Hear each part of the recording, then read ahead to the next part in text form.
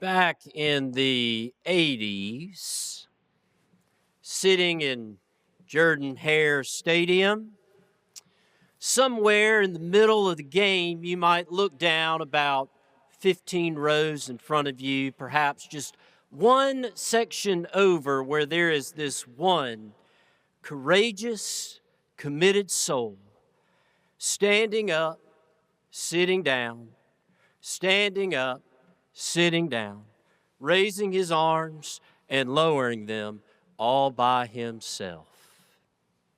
Because it was the era of the wave. Where at a football game or the World Cup or the Olympics, everyone would stand up, raising their arms, lowering them, sitting back down, going around and around the stadium, creating the wave.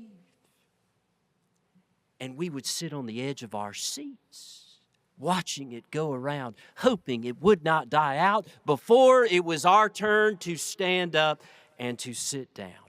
But it all started with one courageous, committed soul standing up, sitting down, all by himself. And it was so mesmerizing. And we got so excited about it because of that feeling of being part of something bigger than ourselves, that we could not wait to stand up and participate in it. It's why concerts are so exciting. Standing there in the crowd of hundreds, all singing together with our favorite band. It's why conventions are so interesting. People traveling from all over the country, descending on one conference center around a shared interest. And it's why summer camp is so fun. Everyone leaving home, coming back to camp yet again to celebrate those wonderful camp traditions. That we're thankful for that one committed soul who reminds us that we are all very small parts of this bigger wave. And perhaps it's what the psalmist was responding to or seeking after when the psalmist boldly says, "Happy are those who fear the Lord." That we don't oftentimes put the word happy and fear in the same sentence. But this is not the fear of jump scares or horror films. It has nothing to do with monsters up underneath our bed. It is the fear of awe and wonder, where we find ourselves standing in the presence of the grand mystery of God's unending love. And anytime we stand in the presence of something so sacred, it leaves us with fear and trembling because we are overwhelmed. And it includes the awe and wonder of moving together through the ways of Jesus and the love of God. It is like the wave going around and around the stadium, that it creates this centrifugal force, turning us outward towards the needs of others. I still remember the playground of South Columbia Elementary School. We had all these swings, and we had one big slide. And then we had what can only be described as the hurl-a-whirl. It's like the teacups at Disney World. It's this large metal platform that was a circle, And we would cram about 15 of us on it, and there were a few places to hold on. And then the rest of the members of our class would run around spinning it faster and faster. And the faster it went, the centrifugal force started to pull you towards the edges, turning us outward. And like our good friend and wonderful theologian Fisher Humphreys says, the centrifugal force, the force that sends God's people from themselves to others, is evident in the biblical teachings about Jesus and his disciples. That if we look closely, there is this centrifugal force in the love of God. And we experience it as we move together through the ways of Jesus. In 2018, a young soccer team and its coach was trapped in a cave in Thailand. You might remember the constant media coverage that they had gone for a tour in the cave, and then a severe downpour of rain flooded the entrance of the cave, and they were trapped. And about 10,000 people participated in the rescue operation. Thousands more were glued to the TV, watching every minute of the coverage, holding this young soccer team in their prayers, even though they had never met them. They were trapped for about 2 weeks, slowly running out of food. They feared more rain coming and making the rescue operation completely impossible.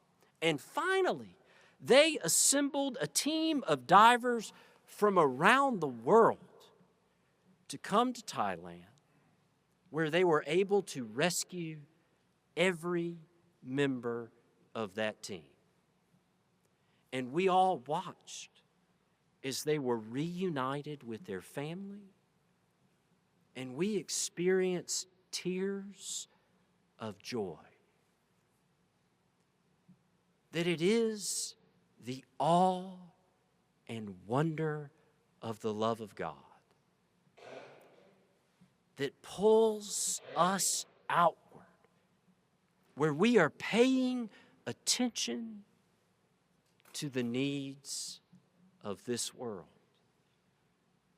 As the psalmist says, they rise in the darkness as a light for the upright. They are gracious, merciful, and righteous. That it is standing up in the middle of the darkness, joining with others so there might be light.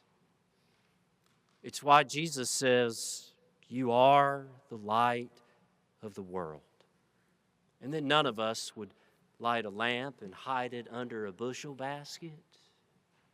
We'd put it up high on a lampstand where it can illuminate the entire world. And if we take one candle and we place it with another and yet another, the light simply becomes brighter, reaching out towards all the darkness. That we are invited to let our light shine by joining it with one another. In a beautiful book by Claire Keegan, Small Things Like These, she tells a story based on the painful history of the Magdalen laundry houses in Ireland, where young women who had nowhere else to go were conscripted to work in these laundry houses, where many times they were mistreated and forgotten. And she tells the story of Bill Furlong, who delivered coal and timber so people could keep their houses warm in the winter. And he had grown up with next to nothing. His mother was always scraping by. If it wasn't for the kindness of Mrs. Wilson, for whom she worked, they never would have survived. That Mrs. Wilson not only supported them, but looked out for them when most people would have rejected his mother. Later on in his life, when he was married to his wife, Eileen, they had 5 daughters. And he was so grateful for their life. They were able to do far more for their daughters than his mother was ever able to do for him. And one night he said to Eileen, "Aren't we the lucky ones? There are so many others who are badly off." And he would lay in bed at night going over all the small things which had created their good and grace-filled life. One Christmas, he was making a delivery to the laundry house in town. And as he was getting back in his truck about to leave, he looked over and there were several young girls out front, and one of them goes running as fast as she can across the street and comes over up to him and says, "Can you help us? Can you take us as far as the river just outside of town?" And he was confused. He didn't know what to say or what to do. He panicked. He got into his truck and he left. But this moment weighed on him. That night, he told Eileen about it, and she kept encouraging him just to remain quiet, not to say anything, not to stir up any trouble. But he laid in bed thinking, what if this was one of my daughters? Several days went by, and he was making another delivery to the laundry house. This time he was carrying a bag of coal around back to their storage room where they kept it. And when he opened the door to the coal room, he found a young girl who'd been locked inside in the cold as punishment. And this time he couldn't remain quiet. He went to see those at the convent who ran the laundry house and voiced his concerns. But they quickly and diplomatically brushed them aside. So he went home carrying this heavy burden.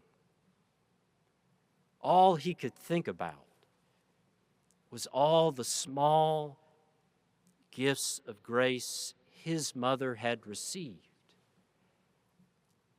that enabled them to get by, that changed her life, that changed his life. And after a few days of carrying this burden, he had to go back. And this time he walked around the laundry house back to the coal room. And when he opened the door, he found that young girl there again. And this time, he took his coat off and he wrapped it around her. And he said, "You can come home with us."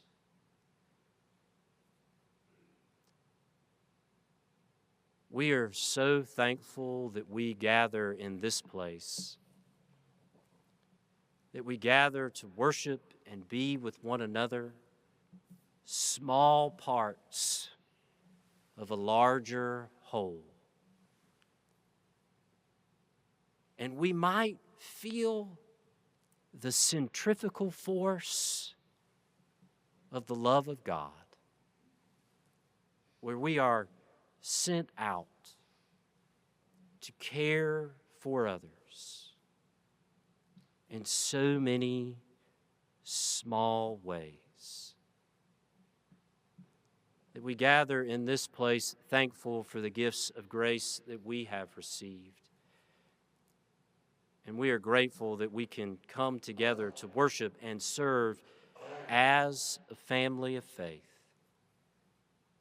And we are thankful for the opportunity of the Global Ministries offering, where in small ways we can share the grace that we have received with others, where we are small parts of the wave of God's love. Amen.